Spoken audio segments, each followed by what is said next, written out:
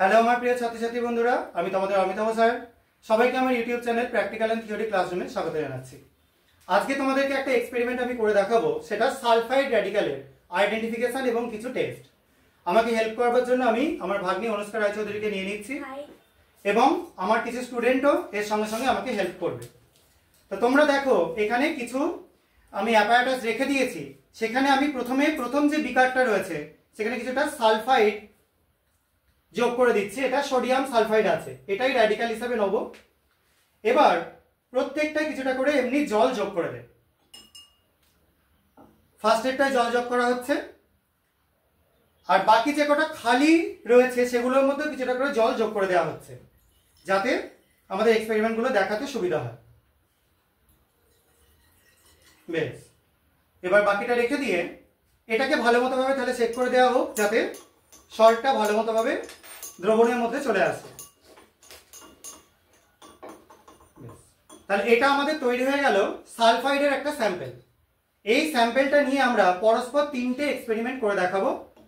এবং প্রথম জন চলে আয়। তো এখানে দেখ রয়েছে কি, অ্যাসিডিফাইড লেড অ্যাসিডের সলিউশন। এটাকে তুই যোগ করবি এটার মধ্যে। মোটামুটি হাতে করে তোল, আর যোগ কর, আর যোগ কর। বেশ, এবার এটাকে একটু চেক করে নে। এবার তুই এখান থেকে কিছুটা স্যাম্পেল নিয়ে ওর মধ্যে যোগ কর, আস্তে আস্তে ধরে। আর একটু যোগ কর। ব্যাস, ঠিক আছে। এবার আস্তে আস্তে চেক করে, ঠিক আছে, তুই এবার একটু হাতে করে সামনে দেখিয়ে দে।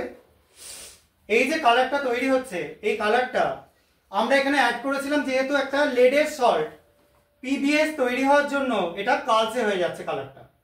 এবং এই পিবিএস থেকে আমরা বুঝতে পারবো যে অন্ততপক্ষে একটা সালফাইডের কিছু আছে, যার জন্য লেড দেওয়াতে এটা লেডের সল্ট দেওয়াতে কালচে হয়ে যাচ্ছে। এবার এটাকে তুই সামনে রেখে দে। পরে আরেকজন চলে আয়।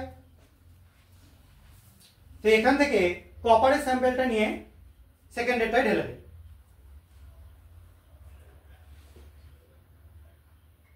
আর একটু। বেশ, ঠিক আছে, রাখ। একটুখানি চেক করে নে। তুই সোডিয়াম সালফাইড স্যাম্পেল এর মধ্যে কিছুটা যোগ কর।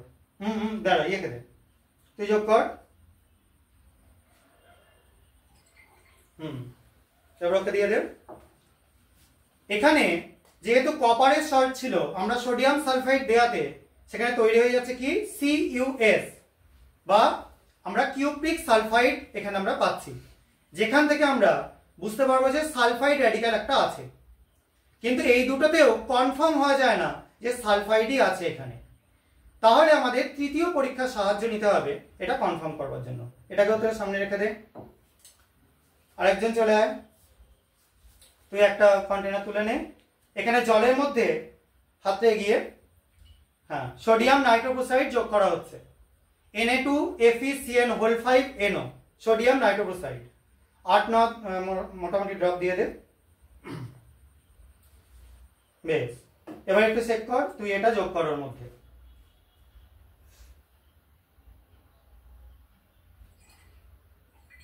বেশ, আরেকটুখানি ওই স্যাম্পেল যোগ কর, সোডিয়াম নাইট্রোক্লোরাইড।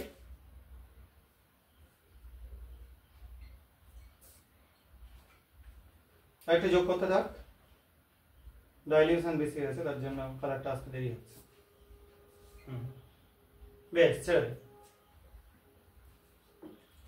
এবার দেখ, এটা আস্তে আস্তে একটা নীলচে টাইপের, নীলচে ভায়োলেট একটা কালারেশন তৈরি হয়ে যাচ্ছে, ঠিক আছে। এবং এই কালারেশনটা আসলে আমরা কনফার্ম হয়ে যাব, তুলে দেখা কালারটা একবার, যে আমরা এখানে সালফাইড একদম কনফার্মলি আছে। এটাই তৈরি হয়ে যাচ্ছে Na4FeCN5NOS। এই কমপ্লেক্সটা তৈরি হওয়ার জন্য এর এই কালারেশনটা আমরা দেখতে পাচ্ছি। এবং আমরা এখান থেকে মোটামুটি কনফার্ম হব যে এখানে সালফাইড অ্যাসিড র্যাডিক্যাল হিসাবে আছে। এবং এই টেস্টগুলো করবার পর আমরা প্রথম দুটো যেগুলোই করেছি সেখানে কিন্তু সালফাইড কনফার্ম হবে না, কিন্তু এইটাই হচ্ছে ফাইনাল কনফার্মেটিভ টেস্ট। আশা করা যায় সবার বুঝতে পারা গেছে। যদি কারো কোনো কনফিউশন থাকে তাহলে তোমরা এই মানে কমেন্ট সেকশনে গিয়ে এগুলো জানাতে পারো। আর যদি ভিডিওগুলো ভালো লেগে থাকে চ্যানেলটা সাবস্ক্রাইব করো এবং ভিডিওটাকে লাইক ও শেয়ার করো বন্ধুদের মধ্যে। আজকের মতো এটুকুনি, সবাই খুব ভালো থাকবে, বাই।